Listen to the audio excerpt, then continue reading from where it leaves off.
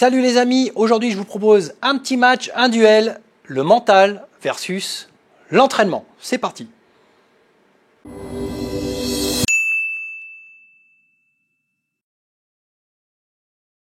Alors les amis, depuis que l'on a démarré les arts martiaux, depuis qu'on est même parfois tout petit, on apprend à forger son esprit, à travailler au mental, à persévérer, à s'endurcir, à ne jamais abandonner et parfois à aller gravir des montagnes un peu hautes, voire un peu trop hautes. Mais ça, c'est l'éducation que l'on a depuis tout petit à travers toute cette espèce de culture désormais occidentale, mais surtout à l'époque japonaise, qui consistait à voir de jeunes héros affronter des personnes totalement hors d'atteinte, avec pour seul, on va dire, bagage, leur mental. Souvent, ils n'avaient pas le niveau technique, ils n'avaient pas le niveau physique, mais par persévérance et parce qu'ils avaient la motivation de le faire, ils réussissaient sans aucun problème. On a tous souvenir des Dragon Ball, des Senseiya, voire même des vieux films de samouraïs. Et désormais, on les a aussi chez les Marvel, donc les super-héros. Le principe d'avoir tout soudainement des super-pouvoirs, c'est de réussir facilement quelque chose sans entraînement pour pouvoir confronter des adversaires bien plus forts et accomplir des épreuves qui ne sont de toute façon pas de notre niveau et réussir avec une apparente facilité.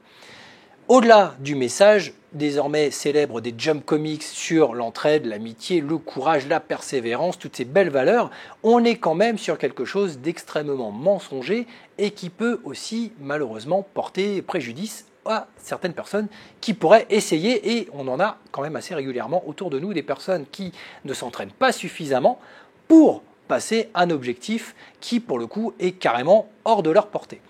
Donc, depuis cette petite bazounette que l'on a quand on est jeune, on va s'éduquer sur le mental.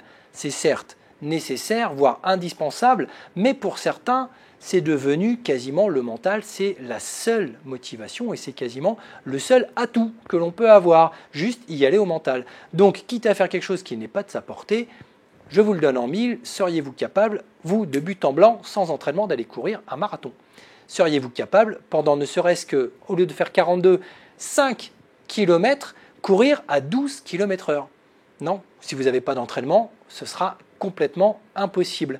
Vous allez courir sur peut-être 1, 2 km, peut-être 3, mais 12 km/h, vous ne ferez jamais 5 km si vous n'avez pas l'entraînement physiologique qui va derrière. Et c'est un peu l'art des arts martiaux.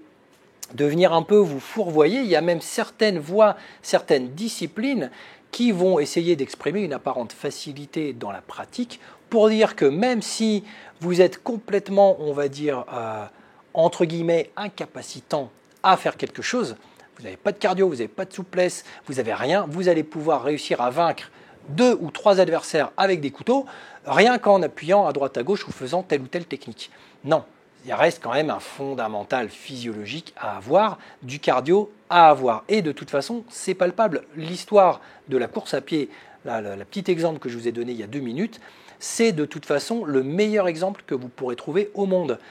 Ça ne sert à rien de se dire, ok, ouais, peut-être sur un combat de karaté ou un truc, un combat d'art martial, je peux m'en sortir. Non, tu n'as pas l'entraînement, tu n'y arriveras pas. Il est plus fort que toi, il est plus rapide, il est plus sec, il a plus de cardio. Déjà, lui, il va tenir 3 minutes. Déjà de combat, toi au bout d'une minute, tu n'auras plus rien, tu n'auras plus de jus, tes bras ils vont tomber. Donc, parfois c'est dur à identifier.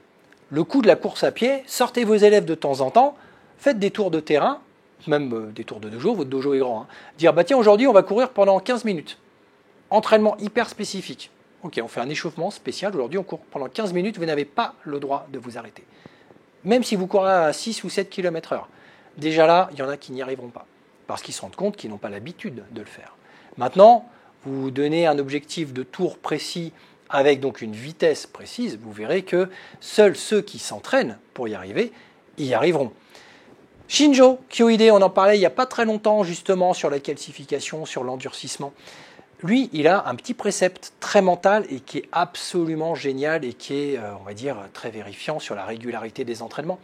Il a de très belles jarres, il a des poteries, des pots qui parfois valent des milliers d'euros et il les fait porter à ses élèves. En plus, c'est rond, ça glisse un peu pour l'endurcissement.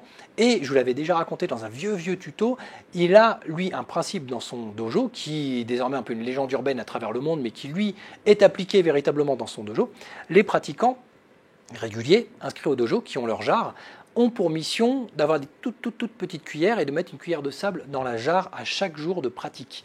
Donc s'ils viennent régulièrement, ils prennent que 2-3 grammes à chaque fois, la jarre elle fait quasiment toujours le même poids d'un cours à l'autre. Au fil des années, ils portent de plus en plus lourd, ils sont de plus en plus forts, ils sont de plus en plus endurants et résistants, ils ne s'en rendent pas compte. Ils s'arrêtent de pratiquer 6 mois, quand ils reviennent, ils ne peuvent plus porter la jarre, elle est trop lourde. Donc ils sont obligés d'enlever du sable, et chaque poignée de sable, ou chaque on va dire, louche de sable, c'est autant de petites cuillères qu'ils ont mis, donc autant de mois et d'années d'efforts qui partent en fumée. Donc le fait de revenir à son point de départ. Donc l'aspect physiologique, l'aspect entraînement, prime pour le coup, sur le mental. Vous avez beau avoir le mental que vous voulez pour porter votre jarre, il va peut-être la porter 1 minute. Il ne fera jamais 20 minutes avec, de toute façon. Donc la course à pied, c'est pareil. Pour le coup, vous allez peut-être pouvoir courir à 12 km/h, mais sur 300 mètres. Mais 5 km, ça ne sera pas possible. Le corps va vous rappeler à l'ordre. Donc c'est vrai que les vieux dessins animés, les mangas, les films désormais qu'on a au cinéma, ou justement, bien sûr, pour aider à l'identification, le but de tous ces produits, on va dire fictionnels, c'est de pouvoir attirer le public lambda qui, lui, n'a pas forcément l'entraînement en lui disant « Regarde, il est comme toi à la base, identifie-toi, il va réussir des grandes choses ».